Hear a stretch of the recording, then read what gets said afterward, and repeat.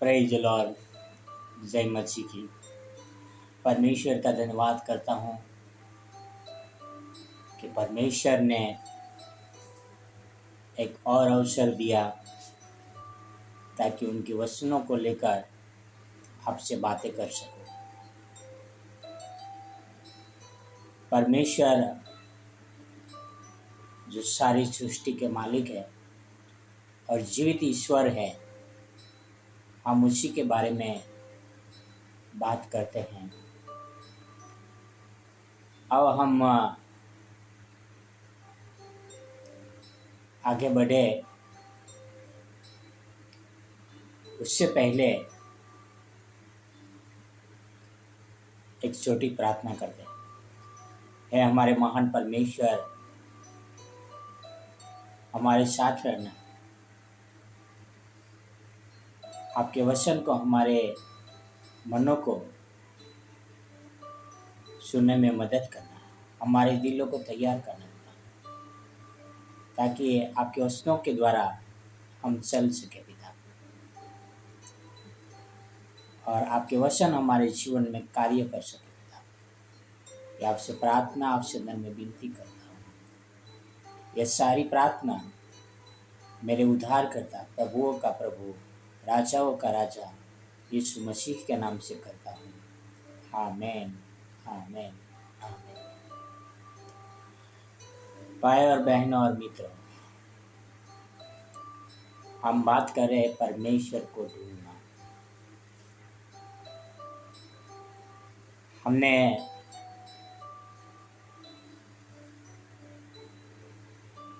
पिछले संदेश में बात किया था कि परमेश्वर कोई हाथों की कारीगरी में या मनुष्य की कल्पना के अनुसार नहीं है। परमेश्वर कोई मूर्त में नहीं रहता है। हमने कल बात किया था। परमेश्वर कोई ईश्वर सोना, चांदी, हीरा, मोती में नहीं रहता है।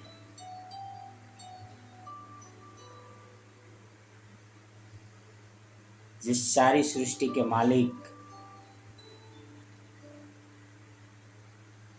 जो सारी सृष्टि की रचना की है,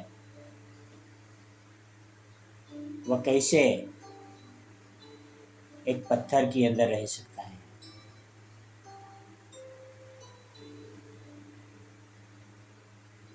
उसको हम ताला लगाकर कैद कैसे कर सकते हैं।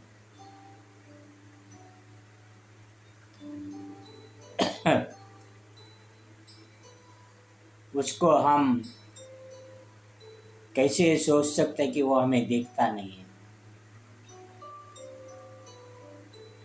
सारी सृष्टि का मालिक, जो ऊपर वाला महान ईश्वर है, वो हम सभी को देखता है। वो क्या कहते हैं? हमारे भाई पौलुस ने बहुत बढ़िया तरह से लिखा है। अब हम देखते हैं दूसरा कुरिन्थियों 6 में 14 से लेके 18 तक। 2 कुरिन्थियों 6 वर्ष 14 to 18। अविश्वासियों के साथ आसमान जुए में न जूतो, क्योंकि धार्मिकता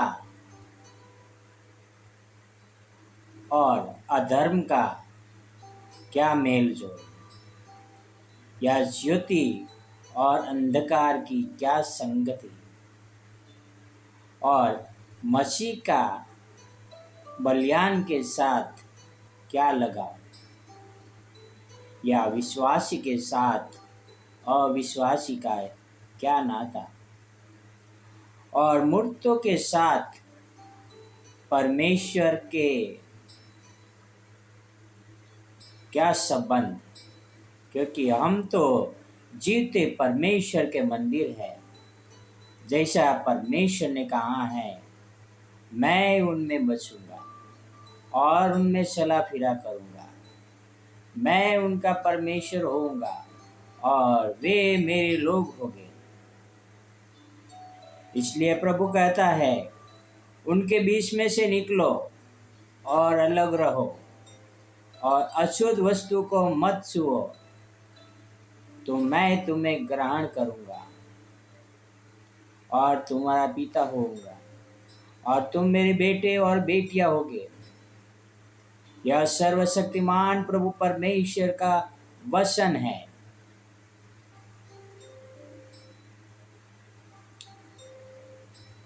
भाई और बहनों, किस तरह से पवित्र शास्त्र लिखता है कि हम परमेश्वर के मंदिर हैं। हम जीवित ईश्वर के मंदिर हैं। आगे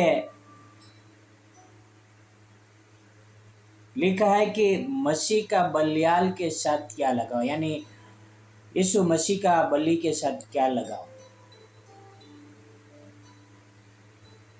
कुछ लोग पवित्र शास्त्र में ढूंढ रहे थे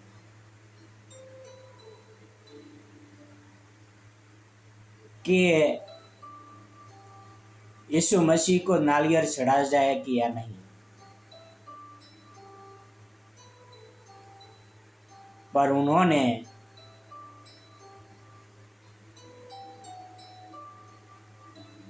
यह चीजें पवित्र शास्त्र में नहीं पाई कि यीशु मसीह को नालियर चढ़ाया जाए। कुछ लोग हैं जिन्होंने मरियम का मूर्ति बनाया है, उनको लड्डू चढ़ाते हैं। भाई और बहनों और मित्रों, परमेश्वर हमारे अंदर बचे हुए हैं। हम परमेश्वर के लोग हैं। तो परमेश्वर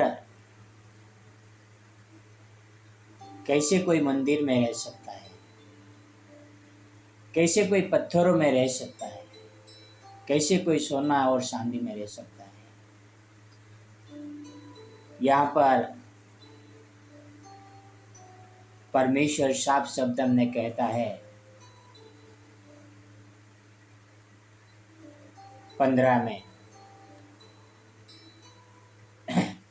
और मच्छी का बलियाल के साथ क्या लगाओ, या विश्वासी के साथ अविश्वासी का क्या नाता।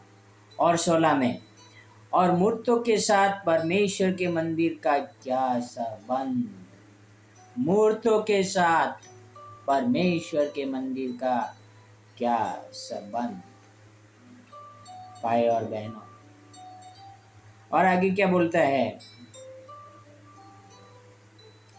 क्योंकि हम तो जीवते परमेश्वर के मंदिर है, जैसा परमेश्वर ने कहा है, मैं उनमें बसूंगा और उनमें चला फिरा करूंगा और मैं उनका परमेश्वर हूँगा और वे मेरे लोग होंगे। भाई और बहनों और मित्रों, हमारा जीवित परमेश्वर कोई कठपुतली नहीं है। हमारा जीवित परमेश्वर कोई पत्थरों में नहीं रहता है, जिन्होंने हमें बनाया है। अब हम परमेश्वर के वचन को समझें। और यहाँ पे परमेश्वर क्या कहते हैं, तुम अशुद्ध वस्तुओं को मत छुओ और मैं तुम्हारा पिता होऊंगा और तुम मेरे बेटे और बेटियां होगे। यह सर्वशक्तिमान प्रभु परमेश्वर का वचन है। भाई और बहनों, सर्वशक्तिमान परमेश्वर कहते हैं कि हम कोई ऐसे पाप न करें, हम कोई मूर्ति पूजा न करें, हम कोई मूर्ति पूजा के सामने चढ़ाई हुई वस्तुओं को न खाएं, क्योंकि परमेश्वर मूर्ति नहीं है। परमेश्वर जो जीवित परमेश्वर सारे संसार को चलाने वाले वो पत्थरों में नहीं रहता है। हम एक वचन और पढ़ेंगे उत्पत्ति 1:27 में। तब परमेश्वर ने अपने ही स्वरूप में मनुष्य को रचा। अपने ही स्वरूप ने परमेश्वर ने मनुष्य की रचना की। नर और नारी के रूप उसने मनुष्य की सृष्टि की। भाई और बहनों, परमेश्वर ने हमें अपने ही स्वरूप में बनाया है। जिस परमेश्वर ने हमें बनाया है, क्या वो परमेश्वर को हम बना सकते हैं? सोचिए।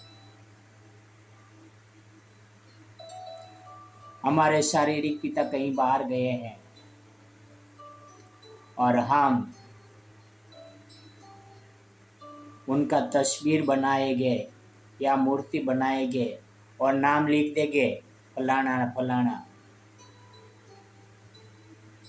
और वो तस्वीर थोड़ा आड़ा टेढ़ा ठीक नहीं हुआ और हम नाच रहे गा रहे हो मैंने पिताजी का मूर्ति बनाया।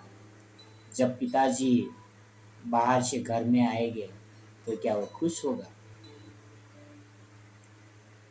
अरे हम हमारे जिंदा पिता का, जो शारीरिक पिता का आदर नहीं करते हमारे सामने है, तो हम हमारे जीवित परमेश्वर का जिसने हमें बनाया है हम उसका कैसे आदर करें?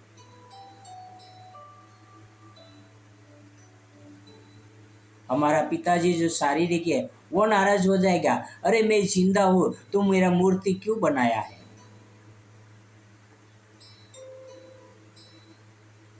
क्या हम जीवित परमेश्वर को कैद कर सकते हैं जो सारी सृष्टि का मालिक है? नहीं। आओ हम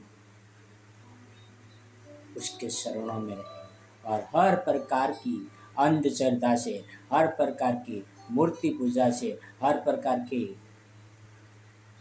काल्पनिक तस्वीरों से दूर रहें, क्योंकि परमेश्वर उसमें नहीं बसता। परमेश्वर आत्मा है और परमेश्वर वो हम में बसना चाहता है। आओ हम अपने आप को तैयार करें परमेश्वर की आराधना के लिए। God bless you. Have a wonderful day.